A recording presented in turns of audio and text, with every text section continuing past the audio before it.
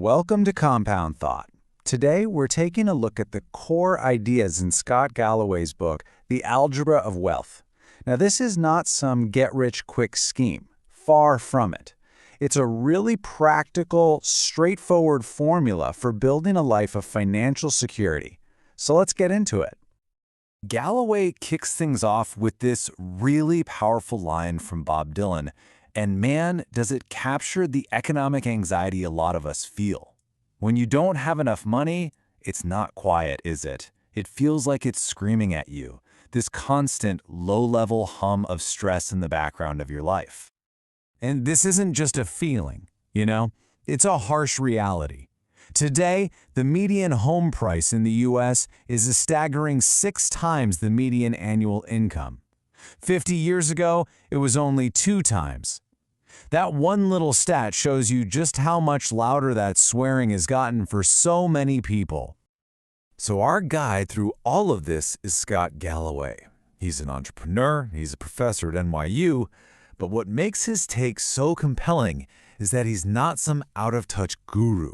He learned about wealth the hard way, through a bunch of business failures, major setbacks, and this stubborn belief that he was just different. Until, well, life taught him otherwise. Now, what's really interesting is where his motivation comes from. He shares this incredibly raw, vulnerable story about when his first son was born. He was 42 years old, and instead of joy, he just felt this crushing wave of shame. He hadn't built economic security. And that feeling of failure, he says, wasn't just about him anymore, it was about his son.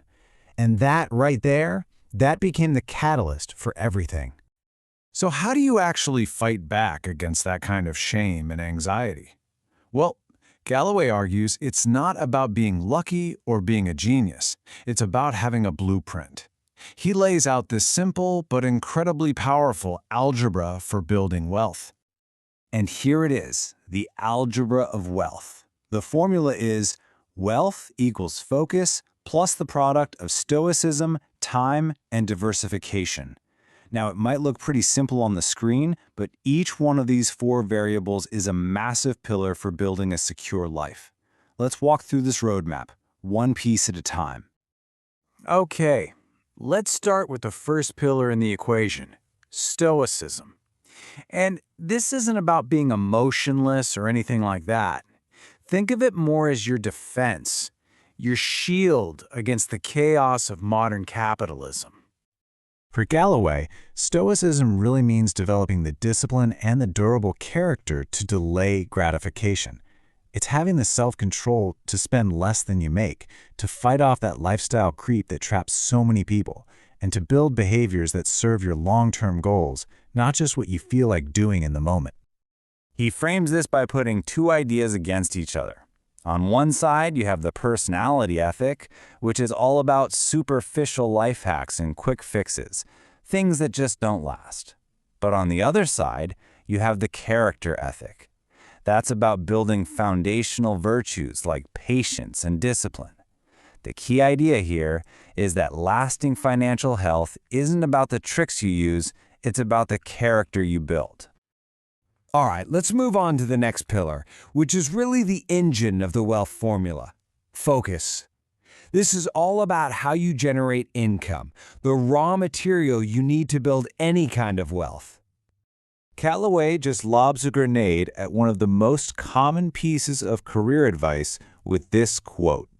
He argues that follow your passion is basically a trap, a luxury that most of us just can't afford, especially when we're starting out. So what does he say instead? Well, his advice is brilliantly practical. Follow your talent. Find something you're naturally good at, something that comes a little easier to you than it does to other people, and then just dedicate yourself to becoming absolutely great at it. The logic goes like this. As you become exceptional at something valuable, the rewards, the recognition, and that feeling of mastery, they all start to follow. And that is what ultimately creates passion. So passion isn't the starting point. It's the result of becoming great at something. Next up is time, which Galloway calls the most powerful force in the universe.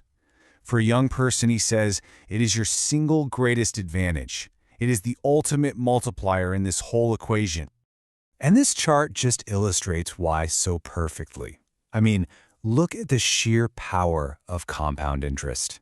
If you invest $12,000 a year for just 10 years, from age 25 to 35, and then you just stop, that money grows to $2.5 million by retirement.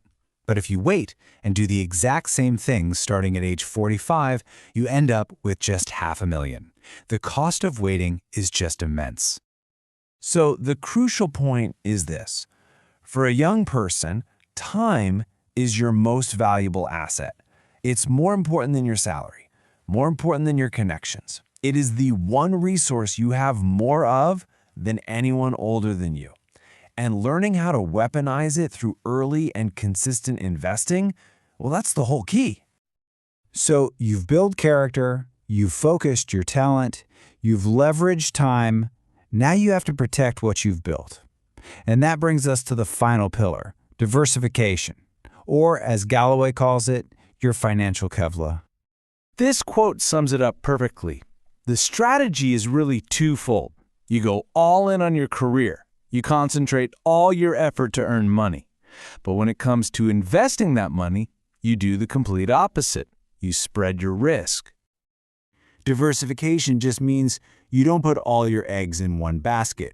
You own a mix of things, stocks, bonds, maybe some real estate, so that a downturn in one area doesn't totally wipe you out. It's about building a portfolio that can survive those perfect storms that, as he points out from his own experience, always happen eventually. And this brings us to the final and I think most important idea in the whole book. Why do any of this? What's the real return on all this effort? Because it's not about buying a jet or a yacht. Ultimately, the entire formula is designed to achieve this. The end goal of financial security isn't just a number in a bank account. It's having the time and the resources to be fully present for the people who matter most.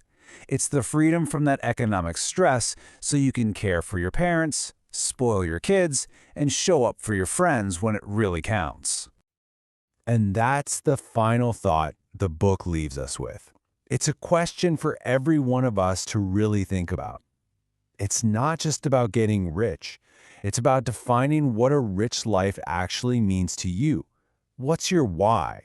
Thanks for watching Compound Thought. If you enjoyed this video, give it a like and let us know your thoughts in the comments. Share it with a friend and subscribe so you never miss the next video. We'll see you next time.